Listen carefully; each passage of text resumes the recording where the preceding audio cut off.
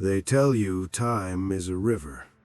They don't tell you that eventually the river runs dry, and you're just left sitting in the mud looking at the bones of the things you should have built.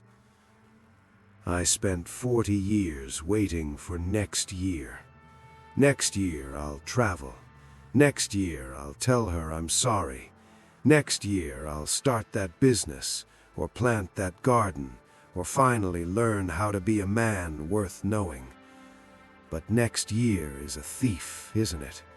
It steals your now until you wake up with stiff joints and a house that's far too quiet. I'm 71 years old today.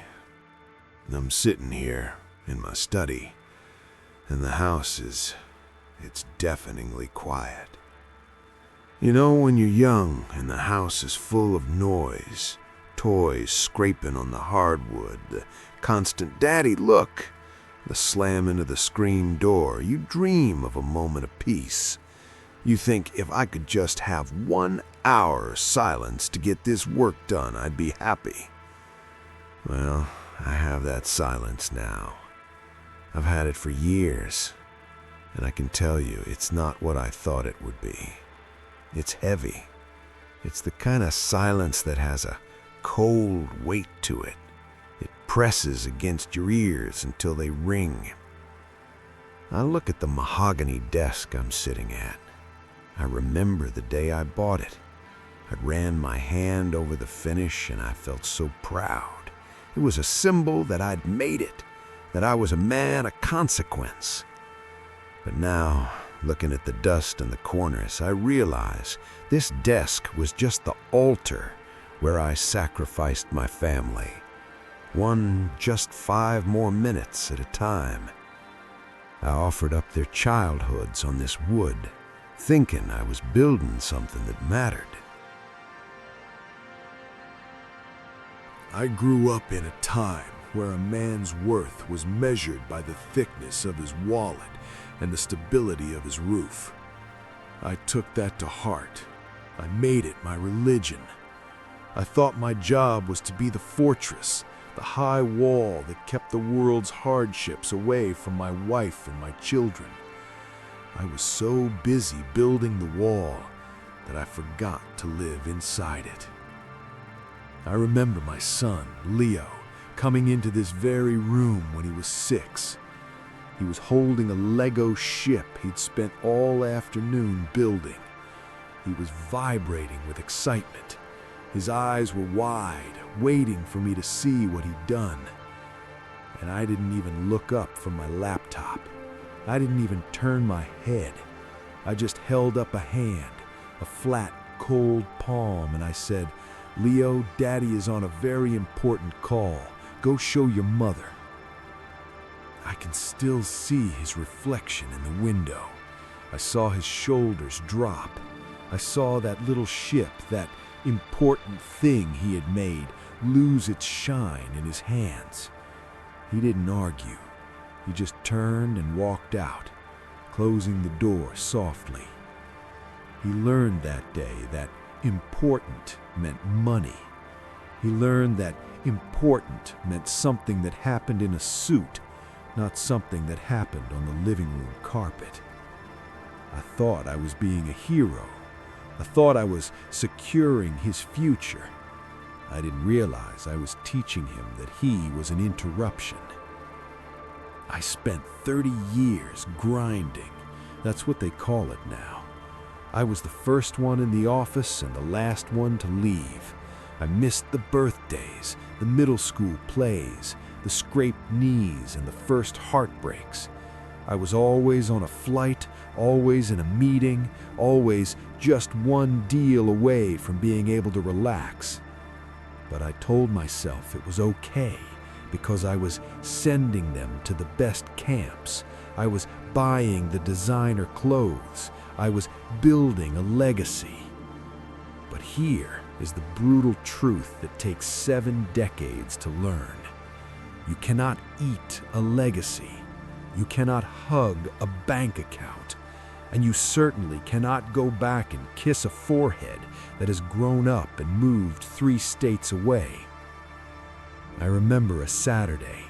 It was a beautiful spring day, and my daughter wanted me to teach her how to ride her bike. I had a deadline for a merger.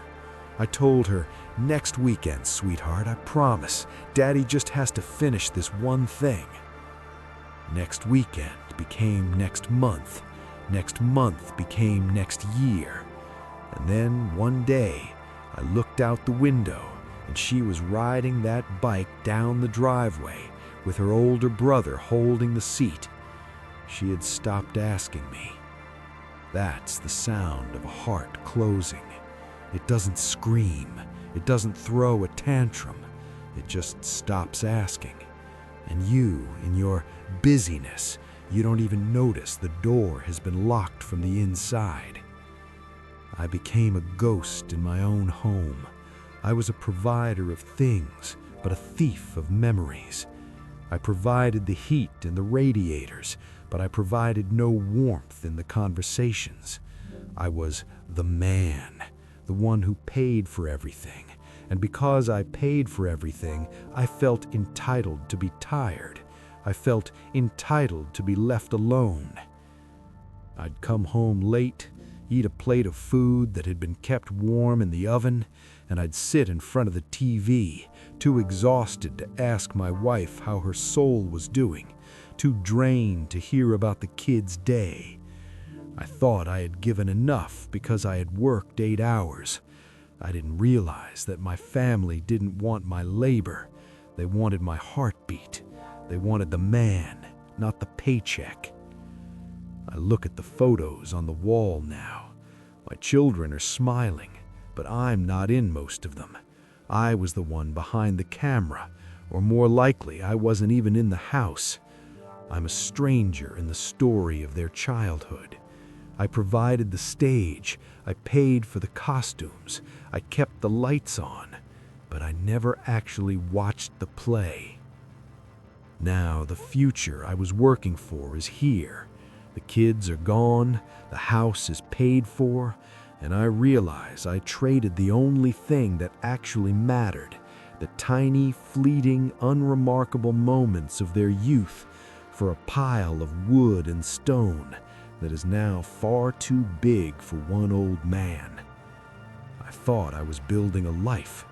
I was only building a resume, and nobody reads a resume at a funeral.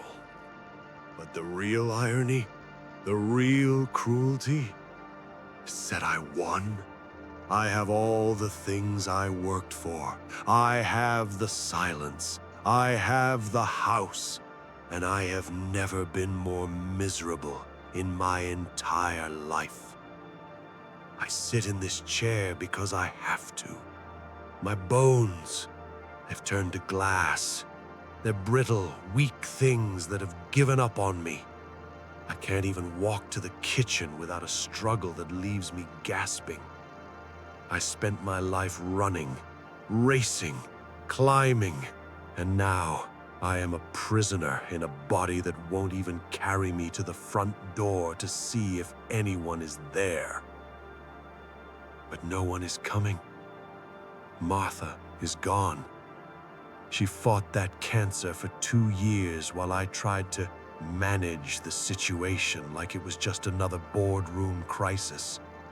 I thought if I paid for the best doctors, the best private rooms, I could buy her time. But you can't negotiate with cells that want to eat you alive. She died in a room that smelled of antiseptic and regret. And the worst part, the part that keeps me awake when the shadows crawl up the walls, is that in her final weeks, I still found myself checking my emails by her bedside. Even when she was slipping away, I was still tethered to the world of important things. Now, I would give every cent in every account just to hear her breathe one more time in the kitchen, just to hear the kettle whistle. And then there was Buster, my dog, the only soul in this house who didn't care about my resume. He didn't care if I was a CEO or a failure. He just wanted to sit by my feet. He died 6 months ago. I found him in the hallway, cold. When he went, the last bit of warmth left this house. Now there's no tail wagging against the floorboards. No one to look at me like I'm the center of the universe. Just me and the dust. I am alone. Truly, terrifyingly alone. My children call on holidays, their voices polite and distant, like they're talking to a grandfather they met once at a wedding. They don't hate me.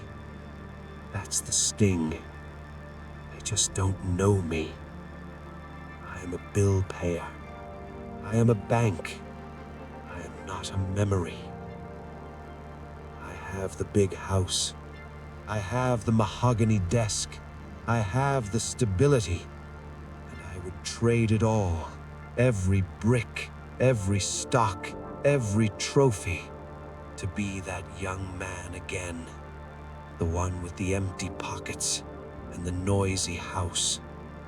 The one whose son wanted to show him a Lego ship. But the clock just keeps ticking. And the silence. God, the silence just keeps getting louder.